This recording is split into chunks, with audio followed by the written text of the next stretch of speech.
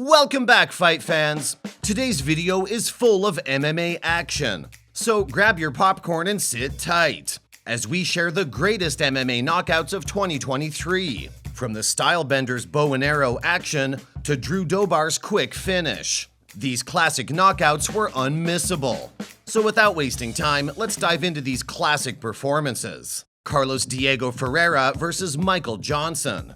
First up is the bout between Carlos Ferreira and Michael Johnson. We've all seen those unrealistic movies where the hero's punch sends the villain flying into the air, but Diego Ferreira turned that into reality on the 20th of May. He sent an unconscious Johnson flying early in the second round of their UFC Vegas 73 bout. Ferreira quickly hit Johnson's chin with a looping overhand right. As a result, his opponent flew back from the force and was clearly unconscious when he struck the mat. Moreover, it took him a while to come back to his senses. Joaquin Buckley versus Andre Fiallo.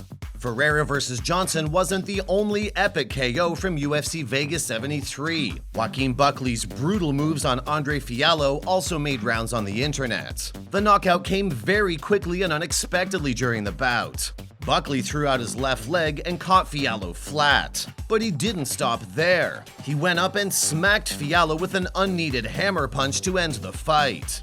UFC's official page called him a KO machine on their handle for this swift finish.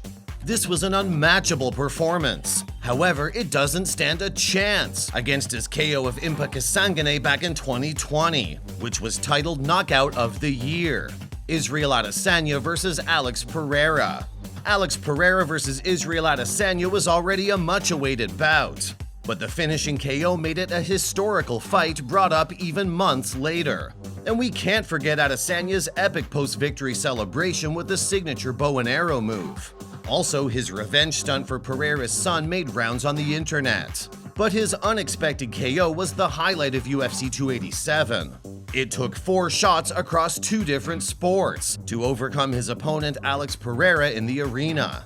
In the main event of UFC 287, Adesanya recovered his UFC middleweight belt with a spectacular second-round knockout. He brought his opponent into the fence and floored him with a couple of right punches before a left. And he sealed the deal with a final follow-up shot on the ground. He posted a video on his Instagram captioned, "Quality over quantity," referring to his fight history with Pereira. Drew Dober versus Matt Frivola.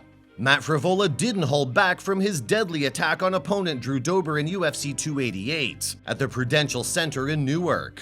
In fact, he floored his opponent 4 minutes and 8 seconds into the first round of his featured preliminary card fight. After about 3.5 minutes of a fierce quasi-kickboxing contest, Dober was knocked out with a big right hand called the Death Bomb by Frivola. Dober, bloodied on the ground, seized hold of his rival. Frivola, on the other hand, kept hammering away, and Dober failed to avoid the strikes, prompting referee Herb Dean to intervene. Rob Font versus Adrian Yanez. The Font versus Yanez fight led to another impressive KO. At UFC 287, 2 of the UFC's brightest boxers battled tit for tat. Font needed a win to get back on track, while Yanez was touted as the next great thing at bantamweight. Both fighters exchanged blows, but Font's stronger combos and head movement won the bout. Font shook Yanez with many combinations before launching him into the air with a massive right hand. The whole thing lasted less than 3 minutes. Bruno Ferreira versus Gregory Rodriguez. The crowds went wild at UFC 283 with Ferreira's definite KO of Gregory Rodriguez on January 21st at the Yanez Arena. He struck out Gregory Rodriguez with a stunning left hand in round 1 of the middleweight fight. His performance was outstanding, especially considering he took the fight on just 8 days' notice. Daniel Marcos versus Simon Oliveira. Daniel Marcos was all about first impressions in his fight against Simon Oliveira at UFC 283.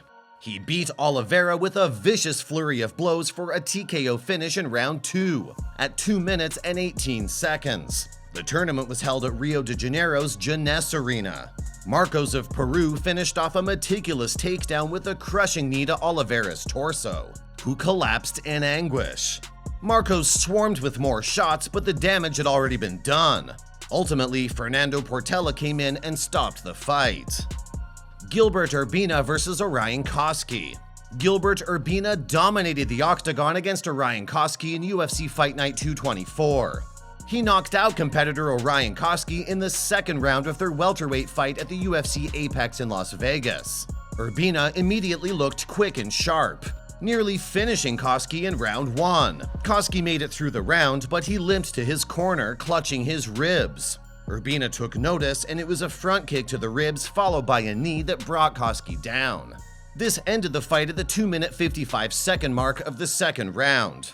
Jordan Levitt versus Victor Martinez. And last but not least is the epic bout between Jordan Levitt and Victor Martinez. Levitt was ready to make an impression on February 21st in his fight against Martinez, and he delivered just that, with an impressive second knockout of his career and first by strikes. He attacked Martinez with a push kick to the body, then clinched and assaulted him with his knees and elbows to the head and stomach.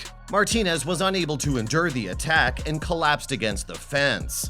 This performance was quite a comeback after his previous submission defeat to Paddy Pimblett. Alright folks, those are our top picks for the most outstanding KOs of 2023. The year hasn't ended yet, so you should expect several future performances. And we'll share those with you as well. Until then, peace out.